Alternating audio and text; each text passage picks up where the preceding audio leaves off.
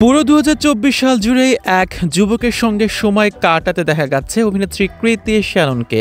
কে এই যুবক তা নিয়ে কম আলোচনা হয়নি, তবে ২০২৪-এর শেষের দিকে এসে জানা যায় যুবকের নাম কবির বাহিয়া, যিনি পেশায় একজন ব্যবসায়ী ও কোটিপতি।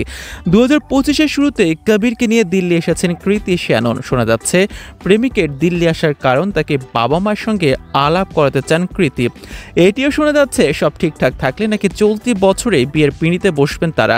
তবে এসবের মধ্যে জানিয়ে সবচেয়ে বেশি আলোচনা হচ্ছে তা হলো দুজনের বয়সের পার্থক্য। কৃতির থেকে বয়সে অনেকটা ছোট কবির, সেটিও নাকি চোখে পড়ার মতো। বর্তমানে কৃতির বয়স ৩৪ বছর, অন্যদিকে কবিরের বয়স ২৪ বছর।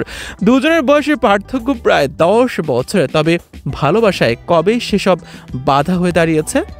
অভিনেত্রীর ঘনিষ্ঠ মহল জানাচ্ছে দুজনই দুজনের প্রেমে মশগুল, যে কারণে খুব শীঘ্রই বিয়ের পরিকল্পনা করছেন এই জুটি। চলতি বছরটা কৃতি শুরু করেছিলেন কবিরের সঙ্গে।